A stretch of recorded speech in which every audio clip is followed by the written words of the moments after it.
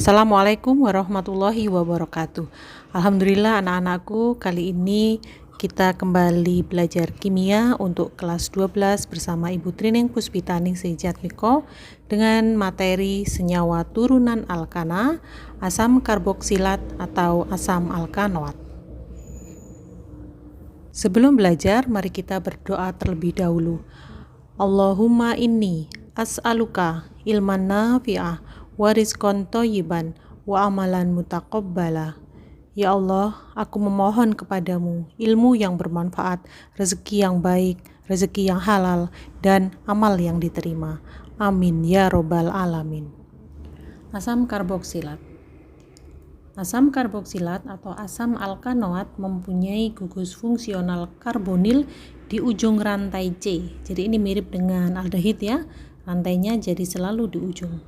Gugus karboksil yang ada merupakan gabungan antara gugus karbonil CO, ini mirip keton ya, dengan gugus alkohol OH. Rumus molekul dari asam karboksilat adalah CnH2nO2. Jadi kalian ingat-ingat kalau asam karboksilat jumlah O-nya 2. Rumusnya CnH2nO2. Rumus strukturnya RCO rangkap 2 ikatan di atas ini ya. Kemudian OH. Jadi RCO rangkap 2 ikatannya, kemudian yang bawah OH.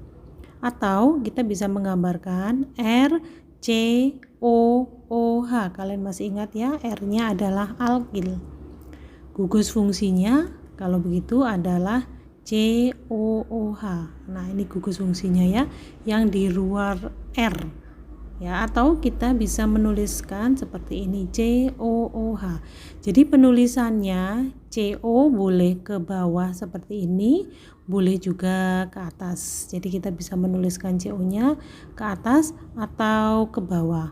Atau kita bisa menuliskan COO-nya gabung ya, RCOOH seperti ini.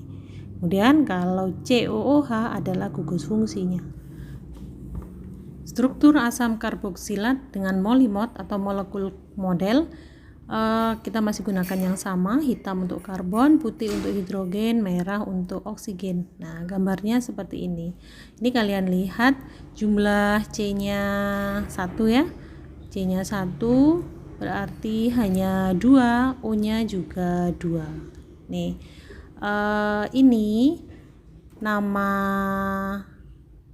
namanya ini karena C-nya 1 pasti met ya. Kemudian kita bisa nuliskan rumus strukturnya seperti ini ya. Yang di atas adalah rumus molekul, ini yang di bawah adalah rumus struktur. Ini ada COOH. Ini COOH-nya berarti kalau dari gambar ini yang di sebelah atas ya. Nih, COOH. Kemudian yang di sini adalah asamnya. Nah, ini asamnya. Ini kalau rantai panjang, kalau dipendekin gambarnya seperti yang di sebelah kanan, ini adalah asamnya. Ya, ini asam. Kemudian ini oatnya, alkanoat atau oatnya. Berarti ini namanya asam metanoat. Ya, asam metanoat, met karena jumlahnya 1 ya. Asam metanoat. Kemudian kalau nama trivialnya 1 itu form, jadi asam formiat. Atau dikenal juga dengan asam semut. Nah, ini gambarnya kalau COOH. Nah, kita bisa juga menuliskan ini tangannya tidak usah ditulis, jadi langsung HCOOH adalah asam formiat atau asam semut atau asam metanoat. Kita sekarang coba bikin molimot dengan C2H4O2 atau dikenal dengan CH3COOH. Gambarnya seperti ini. Ya. Ini ada asamnya di bawah ya. Ini asamnya yang ujung sini. Nah, asam ini juga sama, asamnya juga yang di belakang sini ya. COOH. Nah, hanya itu sebagai asam. Ini karena C-nya 2, 1, 2. Nah, kalau 2 apa? Kalau 2 berarti et ya. Nah, ini oatnya di sini. Ya. Kalau rantai panjang seperti ini, C dengan O rangkap 2, kemudian OH. Ini kemudian OH. Ini juga sama, kalau dipendekin berarti di sini asamnya, kemudian di sebelah kirinya adalah OAT-nya. Maka kita bisa nulis CH3COOH ya. Jadi garis ini enggak ditulis juga enggak apa-apa, langsung digabung. CH3COOH terkenal dengan nama asam asetat, atau kamu sering dengar asam cuka, sama saja. Ini nama trivial ya. Kedua nama ini nama trivial. Kalau nama IUPAC-nya karena C-nya 2 berarti asam etanoat. Sekarang kita belajar contoh nama senyawa asam karboksilat. Ini yang tadi ya, berarti asam karboksilat itu punya C terendah 1. Ya, jadi kalau C terendah 1 dia punya nama 1, itu artinya met atau asam metanoat nama IUPAC-nya. Nama trivialnya terkenal dengan nama asam formiat atau asam semut. Kemudian kalau C-nya 2, C2H4O2, berarti kamu bisa nulis ini CH3COOH seperti tadi ya. Ini kita sebut asam etanoat atau asam asetat atau cuka. Kemudian kalau C3H6O2. Nah, berarti ini diingat-ingat hanya selalu di ujung ya, berarti gugus fungsinya COOH-nya selalu di ujung. Berarti ini asam propanoat ya, karena jumlah C-nya ada 3. 1, 2, 3. Asam propanoat atau asam propionat nama trivialnya, atau terkenal dengan nama asam dari susu atau lemak. Kemudian kalau C4H8O2, nah ini digambarkan COOH-nya udah di ujung ya, COOH di ujung. Kemudian ini ada CH2, maksudnya gimana? Maksudnya nulisnya itu seperti ini ya, ini diringkas CH3, kemudian CH2, karena CH2-nya sama 2 kali diringkas jadi seperti ini, COOH. Nah, kita nulis seperti ini juga sama. Ini diringkas jadi CH2 2 kali. Ini CH2 2 kali. Namanya asam butanoat atau asam butirat. Nah, bisa kalian sebut juga dengan mentega. Nah, ini contoh senyawa asam karboksilat. Tata nama asam karboksilat. Penamaannya seperti pada aldehid ya, karena gugus fungsionalnya ada di ujung, jadi sama dengan aldehid ya. Hanya akhiran yang digunakan adalah OAT. OAT ini artinya jumlah O-nya 2. Pemberian nama menurut IUPAC. Nah, yang pertama, misalnya kita punya senyawa ini ya, pasti kita beri depannya pakai asam.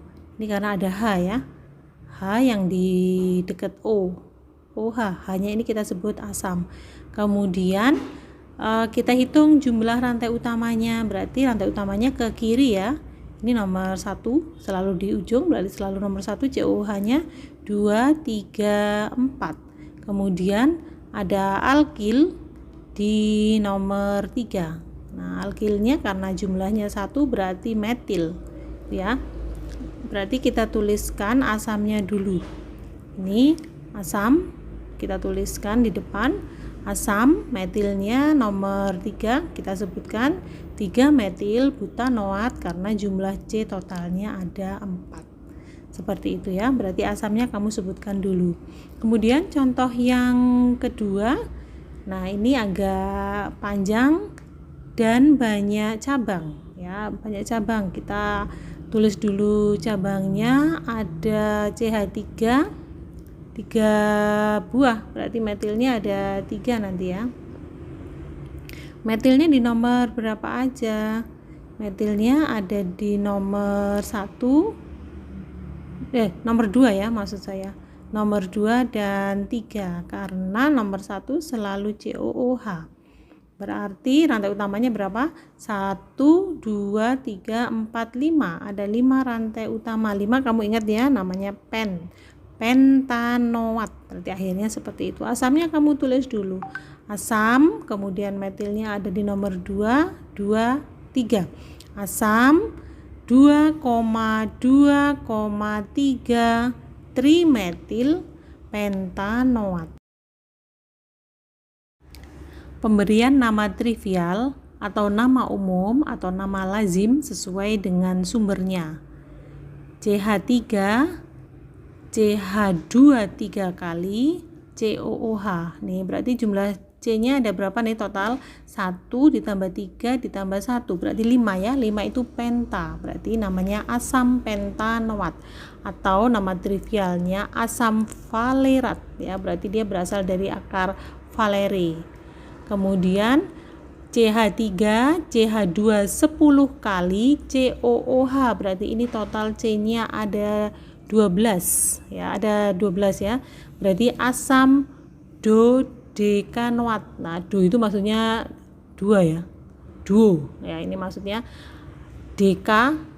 Deka itu artinya 10 tambah 2. Ini asam dodekanoat atau disebut juga seringnya disebut dengan asam laurat, sejenis kacang-kacangan.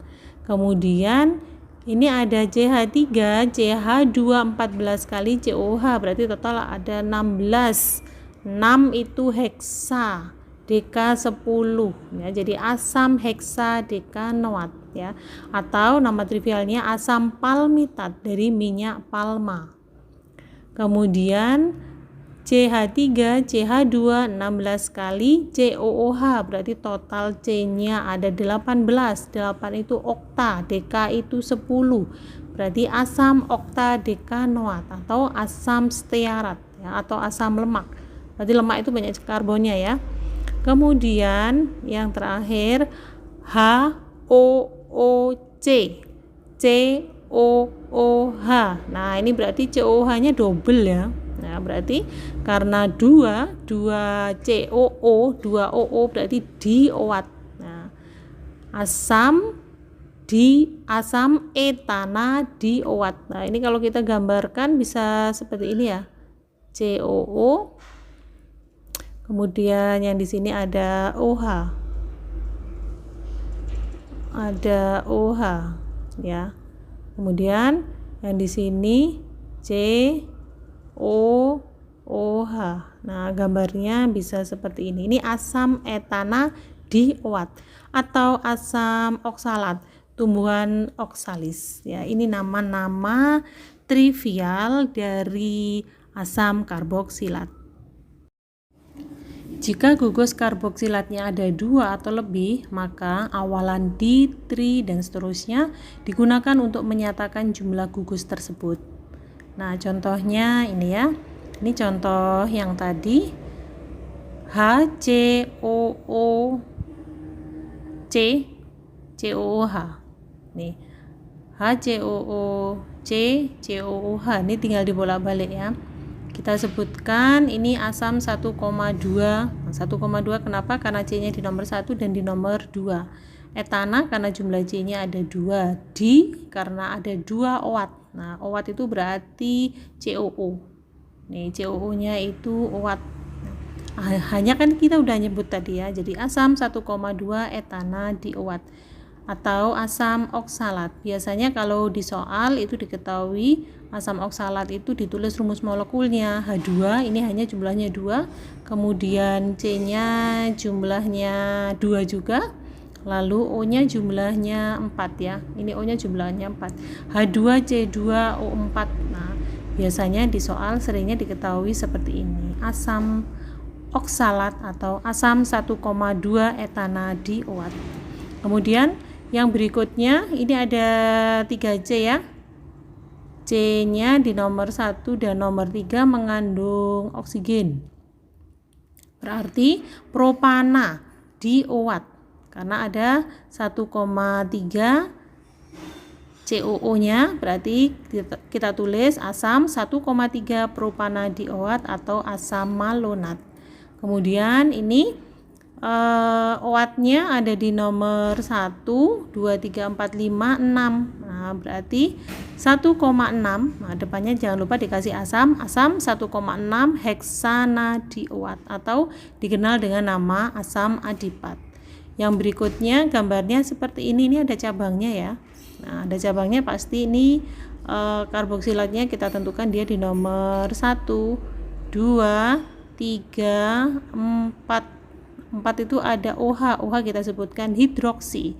Kemudian ini 5. Berarti karena ada H pasti kamu sebutkan pertamanya asam. Alkilnya atau metilnya di nomor 3 dan 3. Ya, berarti nanti ada 3 metil, 3 metil.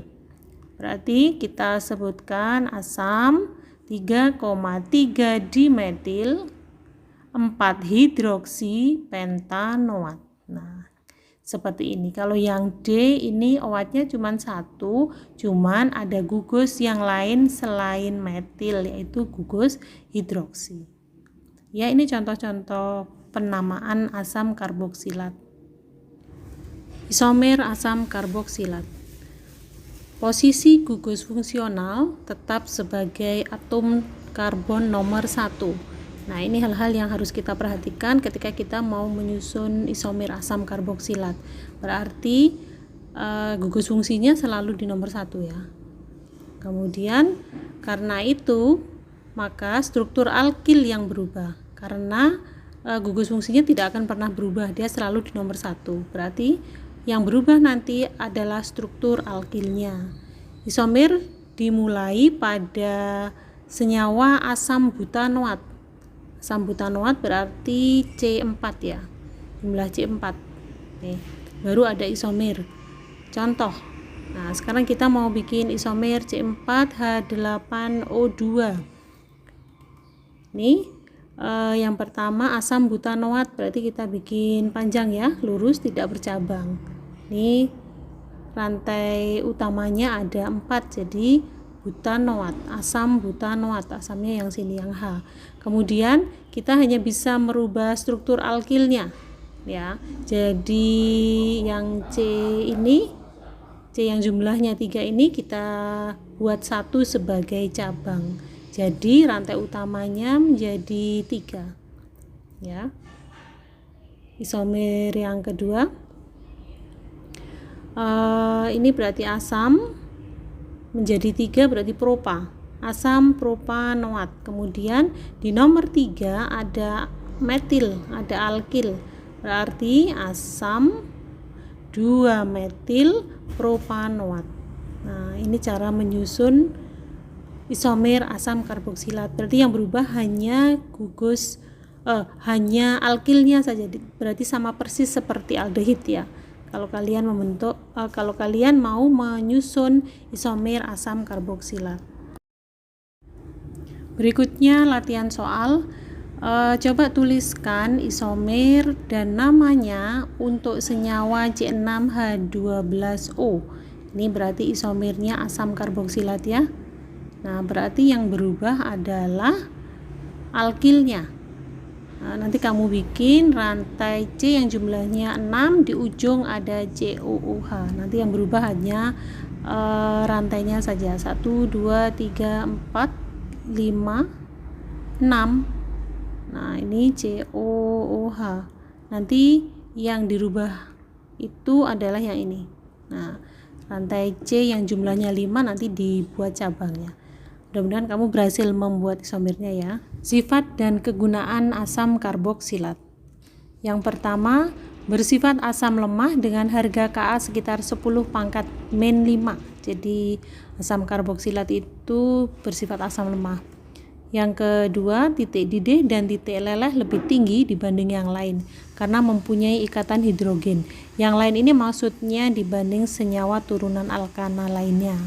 Yang ketiga, berguna sebagai zat pengasam pada makanan. Misal, kadar cuka 25% ini bisa digunakan sebagai zat pengasam pada makanan.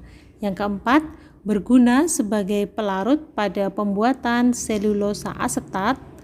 Timbal asetat berguna untuk zat warna putih pada cat, plastik, dan obat-obatan. Yang kelima, mengandung asam sitrat atau sitrun dan asam askorbat yaitu vitamin C. Yang keenam, bayam mengandung asam oksalat atau asam etanadioat. Nah, rumusnya asam oksalat seperti ini ya. HOOC COOH COH atau H2C2O4. Kemudian susu atau yogurt mengandung asam laktat atau CH3, CHOH, COH. Nah, ini CHOH ini maksudnya gambarnya seperti ini. CH3, CH. Nah, ini OH-nya menjadi cabang ya. Kemudian COOH. Ini asam laktat yang terkandung pada susu atau yogurt. Kalau yang ini yang asam etanadiol atau asam oksalat itu biasanya dikenal dengan H2C2O4. Nah, ini asam oksalat. Kemudian yang terakhir, hasil fermentasi kedelai misalnya pada kecap mengandung asam glutamat. Asam glutamat itu rumusnya asam 1,5 pentanadioat. Nah, ini 1,5 karena C-nya ada di nomor 1 dan nomor 5 ya. Kemudian rantai utamanya lurus, jumlahnya ada 5. Inilah kegunaan asam-asam oksalat, asam-asam karboksilat pada kehidupan sehari-hari. Alhamdulillah materi kita cukupkan sampai di sini dulu ya, dan tidak akan sia-sia semua niat baik yang sudah kita laksanakan meski kadang hasilnya belum memuaskan, termasuk kegiatan kalian menyimak dan mencatat materi ini, karena Allah Maha teliti terhadap seluruh aktivitas kita. Selamat berjuang anak-anak. Ibu akhiri, Assalamualaikum warahmatullahi wabarakatuh.